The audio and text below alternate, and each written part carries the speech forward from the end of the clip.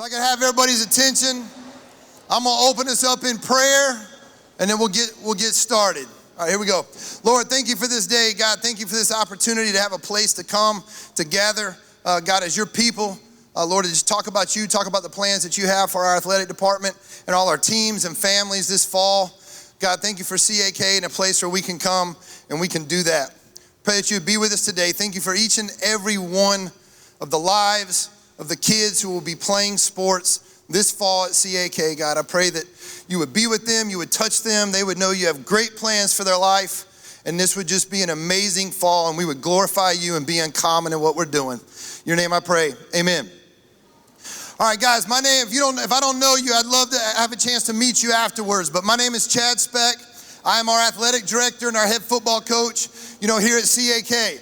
So we started doing this last year. We're gonna spend a few minutes, 20, 30 minutes talking about some things that impact all of us going into fall sports. And then you'll have an opportunity, most of you have an opportunity to break up with your individual coach for the fall and talk a little bit more specifics about what you guys will be doing in your particular sports, okay? So I wanna talk a little bit about culture, okay? I believe the number one job of any leader, any head coach, any leader is to set and lead culture, okay?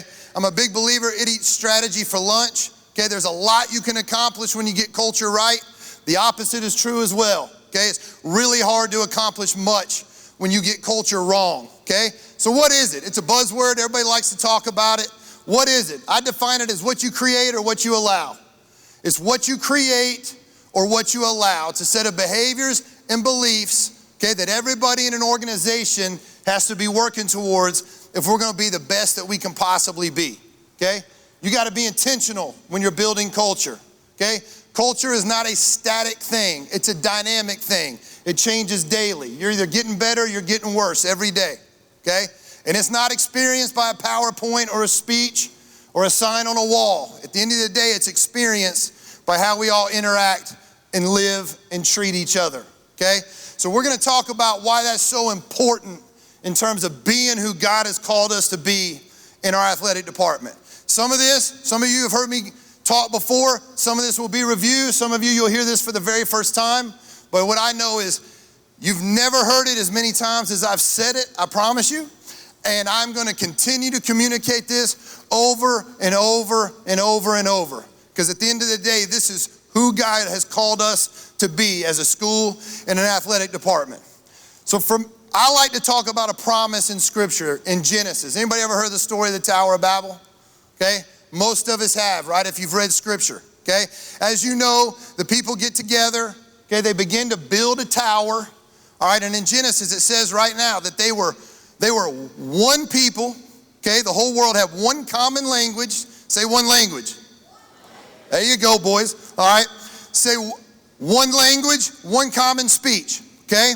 They said, come, let us build ourselves a city with a tower that reaches to heavens so that we may make a name for ourselves. So that we may make a name for ourselves, okay? So God comes down, sees what they're doing, and says, if as one people speaking the same language, they've begun to do this, then nothing they plan to do will be impossible for them, okay? And there's the promise. Any of you people that like to study leadership in here, that's not John Gordon saying that. That's not John Maxwell saying that. That's not Nick Saban saying that. That is God himself, the words of God himself telling us, one people speaking the same language, nothing's impossible, okay? So he scatters the people. Why? It says it right there in the verse. Because they were trying to make a name for themselves. Because they were trying to make a name for themselves. So 2,500 years pass, okay? And we have different languages, we have different people, they're scattered. 2,500 years later, after Jesus raises from the dead and ascends into heaven, if you read the book of Acts, on the day of Pentecost, the tongues of fire come down and land on the disciples' head, and they spill out into the streets of Jerusalem. And Scripture tells us that everyone began to hear their own native language being spoken. So it was the first time since the Tower of Babel that God unified the language of the people again, and those impossible things began to happen. You go read the book of Acts, it's unbelievable what happened in the book of Acts. It's one of my favorite books in all the Bible, okay? But what was different, okay? The Tower of Babel story, they were trying to make a name for themselves. Okay? When they spill out on the streets of Jerusalem, they're trying to make a name for Jesus. The gospel became that common language, and impossible things, okay, began to happen. So here's the promise. If we are one people, speaking the same language, connected to the person and purposes of Jesus, then nothing is impossible. Okay? That is a promise straight from God's mouth himself. All right? So, person and purposes of Jesus. What was he about? When he was asked, what was the greatest commandment? What did he say? Boys, I know y'all know it. What did he say? Love, right? Love God, love others. Okay? Right before he goes to the cross, he tells his disciples, "A new command I give you, love one another. Just as I have loved you, so you must love one another." Right before he ascends into heaven, he tells us again, hey, you're gonna know, people are gonna know you're with me, but based on how you what? How you love one another. So this was the most important thing to him, okay? It was the most important thing to him. It should be the most important thing to us. So when you go around campus or you see on t-shirts, you see signs that say, love is the standard. Okay, this is what I'm referring to, okay? This is who I feel like God has called us to be as the Christian Academy of Knoxville. When we go compete, we should lead the city. We should lead the way in how you compete with honor, how you compete with toughness, how you compete hard, you compete to win, but we should represent Christ in everything that we do, okay? When people interact with us, all right, and a lot of people's first and only interaction with our community is athletics. When people interact with us, they should walk away wanting more of that sea, not less of it. They should walk away wanting more of that sea and not less of it, okay? So an acronym, LOVE is an acronym for the 5 core values of our athletic department, okay? And I believe with all my heart, this is who God has called us to be. The first one is to lead courageously, okay? Many of our kids, I've talked to our football boys about this, okay, are afraid to step up and lead. They're afraid to step up and do the right thing because they're afraid of fear and they're afraid of judgment. They're afraid of what happens if I don't succeed, and they're afraid of what is somebody gonna say about me if I do this. We as an athletic department, as coaches, as teams, are trying to teach them that God has called them to lead, okay? Man or woman, it doesn't matter. God has called them to lead, to have the moral character and the moral courage to do the right thing in the face of those fears. It's who they are. It's who they were built and meant to be. O is others first, okay? Others first. It's not about me. Leadership is never about you. It's always about the other person, okay? Your life is too small of a thing to dedicate your life to. Each and every one of the people in this room and these kids that'll play athletics for us this year, they were meant for so much more than just themselves, okay? They were meant to be a blessing to others and have an impact all across this world that we may never know the impact that the kids playing in our athletics are ultimately gonna have on the world. So we have got to develop an others first mentality, okay? That's what love is. V is victory mindset, okay? Don't get it wrong. We are trying to compete and win, okay? In everything that we do, okay? I believe Christians should be the most competitive teams out there, okay? Victims never walk in victory, okay? So we're not gonna have a victim mindset. Victims never walk in victory, okay? So we're not gonna blame officials. We're not gonna blame others. We're not gonna complain when things don't go our way. We're not gonna get defensive when somebody's trying to coach or help us or whatnot. That's all victim mentality. That's the opposite of a victory mindset, okay? A victory mindset says, can I get up every day and consistently do the things over and over and over that give myself the best chance to be successful? We can't always control the scoreboard. Sometimes it says what we want, sometimes it doesn't, okay? We don't find our identity in that. We don't play to a scoreboard, we play to the standard that we're trying to set. That's the mindset that you gotta have. Can you view everything that happens to you on a practice court, on a field, in a game, wherever your field of play is? Can you take everything that happens to you, good or bad, and use it as a way to grow and get better? That's a victory mindset. And ultimately, it is a complete and total intolerance for anything that gets in the way of building a winning culture. Okay, a complete intolerance for anything that gets in the way of building a winning culture. That's victory mindset. We are trying to build that in to our athletes. There's 2 E's, okay? It's 2 E's. Excellence and empathy. I define excellence as the best version of you. Okay, not the best version of your teammate, not the best version of somebody you see online or on Instagram or on TV, the best version of you. God created each and every one of these kids uniquely. They are imprinted, they are touched by his image, and there is a best version of them that he has called them to be. Okay, that's excellence. Can we pursue that? Can we pursue that in every area of our life? Okay, not just on athletics. Can we pursue it in the classroom? Can we pursue it as a son and a daughter? Okay, and a husband and a father? Can we pursue it in our spiritual life? Okay, that's what we're called to be. Okay, every one of these values you see right from the life of Jesus. He pursued excellence in everything that he did. Okay, last E is empathy. Okay, can I feel what others feel? We talk to our coaches about this all the time. We don't know what your kids are bringing to us when they get to our practice field, when they get to our practice court. Guys, we don't know what y'all are dealing with. Y'all are dealing with a lot of stuff that we have no idea about, okay? We have to be able to feel what these kids are feeling when we coach them, all right? And at the end of the day, you cannot connect and love another human being if you don't have empathy. So the challenge becomes, can we increase our level of care and empathy without lowering the standard of excellence? Okay, that's the balance. Can we increase our level of care and empathy without lowering our standard of excellence? And that's what we're after. This is a high standard, but we're fighting for it every day, okay? It's why I feel like I'm supposed to be here. It's why I feel like God called me to this position. We get up every day with passion to try to go make this happen, okay? The easiest thing I will do all day is tell you about it, okay? The hardest thing we all will do together is try to live this and implement this and be this, okay? But that's what God has called us to.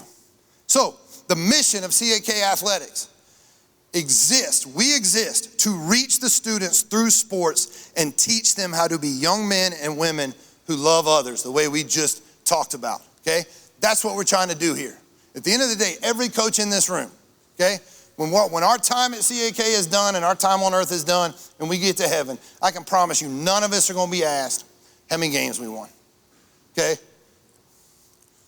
But we are going to be asked, what did we do with the kids that were entrusted to us to coach and love, okay? We can do both. There's no reason why we shouldn't win a whole bunch of games, and there's no reason why we shouldn't teach your kids to love the way we're called to love, okay? That's what we're trying to do. At the end of the day, winning is a byproduct of culture. Winning is a byproduct of culture. So I read this decision, I read this definition of love not long ago. Coach K sent it to me. Because we've completely distorted, we've allowed the world to completely distort this word. To completely distort it. We've allowed the world to define it as weak or soft or, girly or whatever you want to call it, okay? But I love this. The decision, not the feeling, the decision to compassionately, righteously, responsibly, and sacrificially seek the well-being of another. Okay? Now I want y'all to think about all the things that I just said, the 5 core values, who we're gonna be, the promise of God, one people, speaking the same language, nothing's impossible. Okay? If all of our teams, all the parents in the stands, okay, began to pursue that definition inside of our athletic department, think about what can happen. Okay, think about what can happen. Okay, God will blow those impossible things, they will happen. They will happen through our athletic department. They will happen through our teams. They will happen in your kids' lives. They will happen in your lives, okay? If we can decide that as an athletic department and as individual teams, this is how we're gonna compete and this is how we're gonna go. We are gonna take our fields and our courts and we are going to compassionately, righteously, responsibly, and sacrificially compete for that person next to us, okay? Because we love them, all right? That's ultimately why sports is so fantastic at the end of the day. It's always about the other person. The best thing about sports and team sports is other people, okay? And getting to compete and pursue that for other people. So, when you do the common things in life, in an uncommon way, you will command the attention of the world. There's not a more common word in the English language than love. Most people in this room said it in some capacity today, I guarantee it. You may have said, I love this song, I love this drink, I love this car, I love this show. You may have told somebody you love them. You use that word, okay? But when we begin to do it, like we just talked about, that's uncommon. We begin to do it in an uncommon way, we will command the attention of the world. We'll command the attention of the people in our city, and we will ultimately command the attention of the world. And I think that's what God's called us to. We are going to have success, total success as an athletic department, because we're going to honor what God's called us to do, and he's going to bless that, okay? He's going to bless that. We're going to do this in an uncommon way. We're going to be uncommon, all right? And people will take notice of that. So the true warrior fights, not because he hates what's in front of him, but because he loves what is behind him, okay? People in this room, somebody breaks in your house tonight, okay, men, you get up, you're fighting them, right? You get up, you're fighting them. Why? You hate them? You don't hate them. You don't even know them. You don't even know them. They may be just trying to get something to eat. You're fighting because you are going to protect your family because you love them, okay? As warriors, we are going to fight for the guy next to us, the girl next to us, the ones behind us, because we love them, not because we hate what's in front of us. So that is who we are going to be as an athletic department. That is the culture we are building. That's what we are going to create, and that's what we are going to allow. And we are going to have an intolerance for anything that gets in the way of building that. So what does it look like for us to be on mission? Okay, number one, transformational coaching. Some of y'all heard me talk about this. Okay, transformational coaches are coaches that say, you know what, I care and value this athlete, not because of any performance he can provide me, okay, but because he simply exists on my team and under my leadership, okay? And that these kids know I love them. Your coaches love them simply because they exist and not because they are the best player or not because that coach is gonna get something from them. Okay, that's transformational coaching. Our coaches are asked to answer 4 questions, okay? Why do I coach? Why do I coach the way that I do? What does it feel like to be coached by me? And how do I measure and define success? Okay, every one of our coaches are asked to think about those 4 questions and become transformational coaches. Now look, we ain't perfect. Okay, God knows. I'm raising my hand, me first. I am not perfect in trying to be a transformational coach, but that is what we are striving to be. Okay, Mission Monday, each one of your coaches, okay, we implemented this last year. We'll get better and better at it. We have this thing called Mission Monday. Some teams do it on Monday, some teams don't. But at the end of the day, it's a team meeting that each one of your kids' teams will have. Some will be longer than others based on age, attention span, and all that. But your coaches are gonna begin to speak into your kids about the mission of who we are. Anything that connects to our 5 core values, or the mission of reaching kids through the sports and teaching them how to love. Okay, we do it every Monday in football. It's the first thing we do. It's the most important 20, 30 minutes of the week that we are pouring into your kids. And all of our coaches, are beginning to do that, okay? And you think over time as those begin to stack up, okay, the impact that it's gonna have, on our kids. Finally, we got codes of conduct, okay? I'm not gonna go through the codes of conduct. I've done that in these meetings in the past. None of the codes of conduct have changed, okay? But you'll see it, you'll get it sent to you electronically. Parents will sign it, players have to sign it, coaches have to sign it, okay? Each one is a little bit different, but mostly says the same thing, okay? Now, if you tell me, hey, Coach Speck, I'm not signing that. Well, your kid ain't playing, okay? Simple as that, simple as that. I'm not asking us to be perfect, I promise you, okay? But we are going to agree to pursue this standard that I feel like we've been called to. There's one particular part of the code of conduct, though, that I do want to bring up, okay? And I do want to touch on briefly, okay? This is straight from the code of conduct. I believe that love always assumes the best, and I will talk to people instead of about them. And when conflict arises, I will follow the process that Jesus outlined in Matthew 18, 15 through 17. Most of you are probably familiar with this, okay? It's in our parent-student handbook, okay? It's in our athletic code of conduct. Look, you will not find a more competitive person than me, I promise you, okay? Ask any of my family members that are in here. So I understand in athletics that things get heated, things get competitive, lines get crossed, feelings get hurt, different things like that can happen. It's gonna happen, okay? We've all fallen short, right? Okay? In athletics, it happens even more so. And when it's your kids you're dealing with, everything's even heightened, right? Because that's your most precious asset on the planet. Okay, I know how that feels. My son's sitting right over here getting ready to play middle school football. okay? What I'm saying is when those moments happen, okay, we have got to be the people that say, you know what? I'm gonna go talk to this coach. I'm gonna go talk to this parent.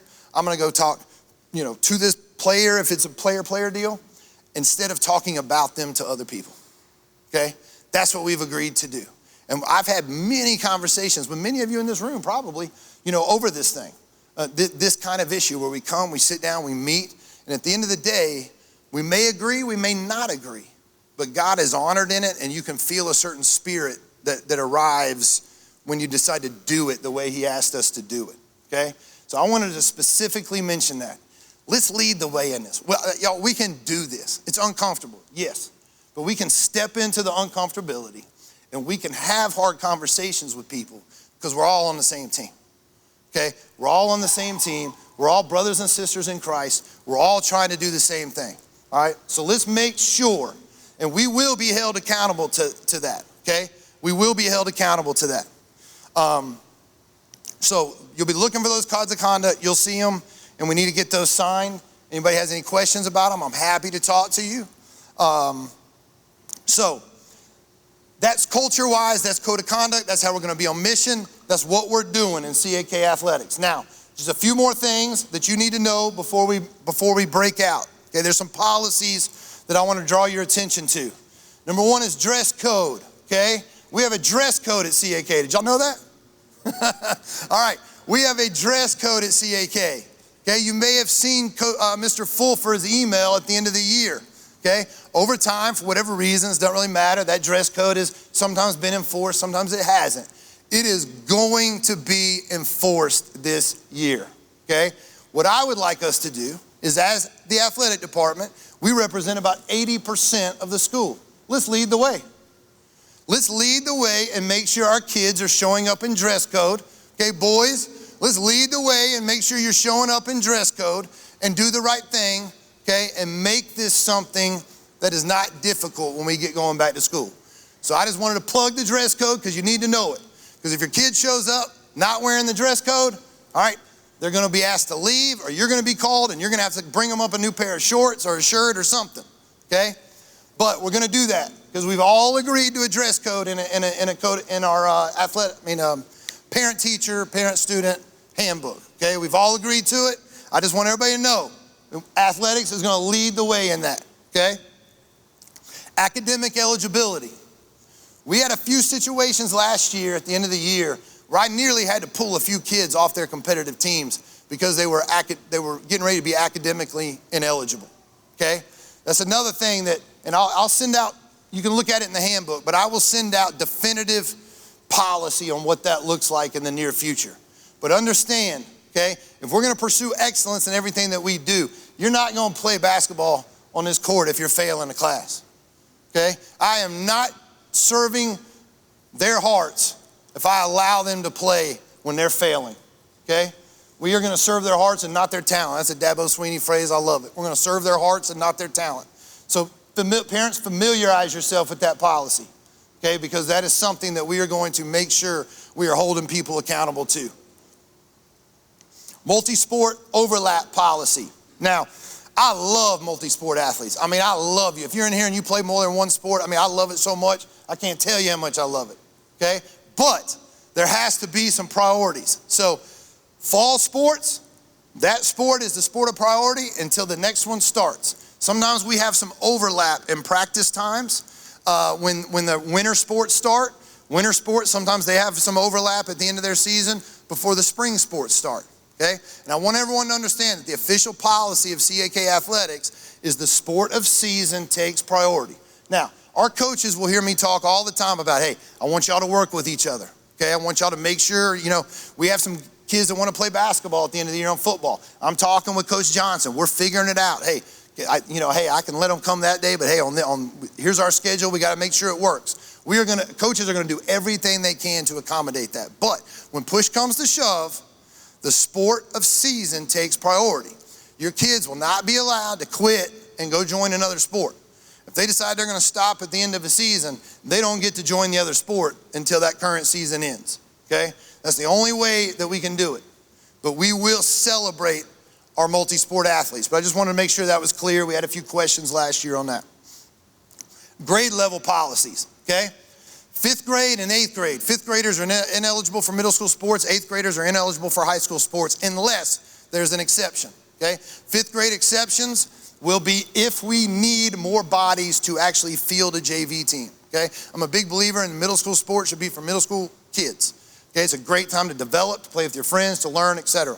So if I need to pull up 3 or 4 5th graders so that 6 or 7 6th graders get an opportunity to play, we're gonna do that, okay? But we're not gonna pull up 5th graders and displace middle school players, if that makes sense, okay?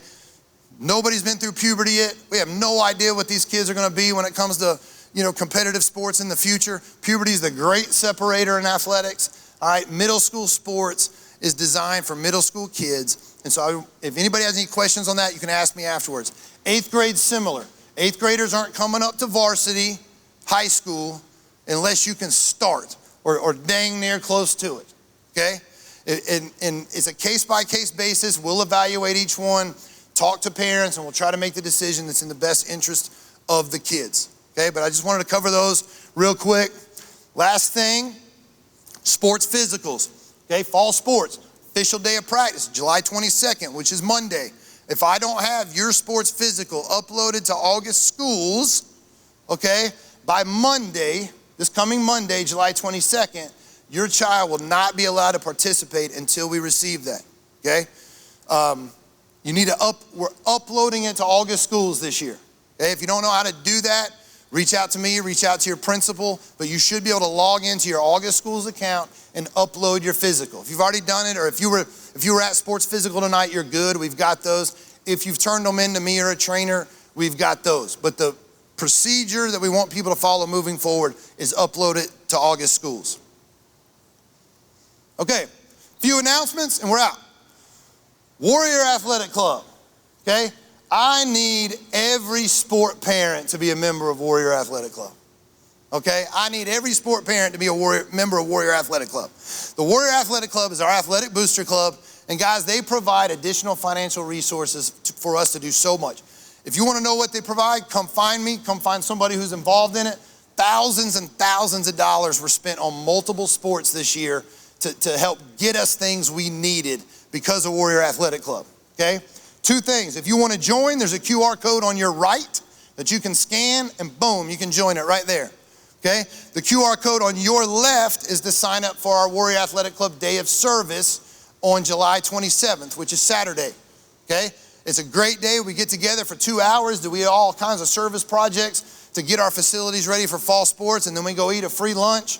It's wonderful, okay? So if you can do those 2 things, that would be amazing. Okay, the Warrior Athletic Club is a huge, huge support to our athletic department, and we could not do everything that you see without them. APT class. Okay, many of you have signed up in the high school for the APT class. Okay, there's a protein machine in the weight room now. Okay, I would encourage everyone to scan this QR code, sign your kid up to get protein. Okay, you don't have to be in the APT class, but if you are, it's a super, you'll get it right then and there. Guys and girls, okay? Every one of our kids, except for maybe a couple, I promise you need more protein than what they're getting. Okay, it's something I observed immediately a year ago upon taking over this job, okay? Middle school, high school, male, female, none of them are getting the amount of protein that they really need to perform at all the different things these kids are doing. So we researched it. Coach K's over here, he researched it like crazy.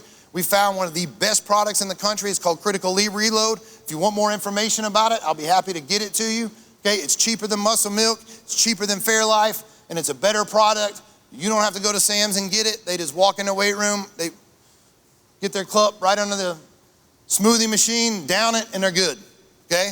So if you want it for this fall, you scan that QR code and sign up for it. If you don't sign up for it and give us the right to charge your account for it, then we can't do that.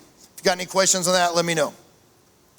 Friday morning prayer, okay? Michaeline Cook felt God put it on her heart last year to do a Friday morning prayer walk it started out as football and became, really all athletics. So she wanted me to let y'all know that will begin okay, once school starts. So once school starts, that first Friday, Michaelina, you in here?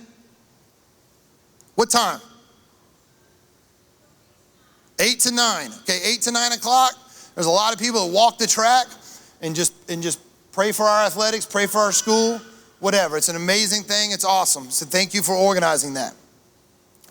Okay, now let's introduce some people and let y'all get to y'all's meetings. I want to introduce, Michael's not here today, okay, but there's a lot of people that make fall sports happen. Okay, Michael Westover, he's got the long hair, looks kind of like Jesus from time to time. He is in charge of our facilities. He's awesome. He does a great job. When you see him, just thank him, thank his staff. They work hard to get these places ready for us to play in them. Okay, our security officer, I don't know if Steve's in here at the moment. Okay, I know he's on campus. But guys, everybody's talking about security this week because of what happened to President Trump. These guys do an amazing job, okay? So when you see our officers, thank them, okay? They are here making sure our athletic facilities and events are safe. All that stuff you've been hearing on the news all week about site plans and training for this and that, they do all of that. They do all of that for us right here, and they do a great job, and we need to be grateful for them, okay? Now, in our athletic department, I've got some really important people, way more important people than me that I want to introduce you to make sure you know. Okay, it's Coach Abby Williams. Wave, Abby, come on. All right, Abby is our assistant athletic director and head women's basketball coach. You will see her around doing things. Want to make sure everybody knows who she is. Kelly Jelks is not here. She's on her way back from out of town. She's another one of our assistant athletic directors. Dan Young, all right. There we go. All right. Coach Young will be taking over as the middle school athletic director, okay? So we are, yes, awesome. So we're changing some of the structure of how we're doing things. So all things middle school sports, that's who you'll start with this year, okay? And coaches, we'll talk about that, but Coach Young is going to be our middle school athletic director. Finally, Trace Pate is our director of sports performance. All right. Coach Pate's in charge of all our athletic performance. He's done an amazing job. He has completely changed a lot of things in a year. He's the most overqualified high school strength coach in America. I love him to death. He's been a huge asset and addition to our school, okay? And Coach Farr is not here today, but he maintains all the fields for us, okay? So if y'all see Coach Farr, thank him. He maintains all the athletic fields. All right, I'm going to turn it over to Bree real quick, and then our CAK Sports Medicine, okay? She's gonna, if y'all take a picture of this screen, so you have her phone number, you have their email, okay? She's gonna briefly tell you how a training room works, okay? And then we're gonna break out. Hi, everybody. So Brad usually talks at these meetings, not me, so you've probably met him before me. But he's covering volleyball camp, so that's where all of them are. Please take a picture of this. Our numbers are from out of state, so please answer the phone. Oftentimes, if we're calling you, that means one of your children is hurt, which we don't want to call you, but please answer. The training room is open after school every day. We are there 2 hours before school ends, though. So if your kids have free period or anything happens that's serious and you need us, we will be there at 1 o'clock every day after school. So please come by and see us for any injuries. You'll see the TOC sign up there. We just recently switched to TOA. So you'll see this sign a lot, and if you get confused when you look it up, it just switched. So if you have any confusion about that, you can ask. But we merged with our team in Nashville. So you'll see a TOA sign now instead of TOC. If your kids do get injured, please have them come see us so that we can talk to coaches. If they don't come see us, we don't know, and then coaches don't know. But we will be there every day, and we will be at every home sporting event and away football games and away basketball games for the high school. So we will always be there as well. Tonight, after this meeting, or right now, we will have all the freshmen who have cell phones go down to the campus center, and we will do your concussion testing tonight. We will send an email for the middle schoolers to get their concussion testing done. We know a lot of them don't have cell phones, so we'll send that over to you guys and have them get them done. Middle school football does have to do that. If your kid didn't take one last year, they will have to do it this year. But we'll send over information. Any freshman will come with me right now.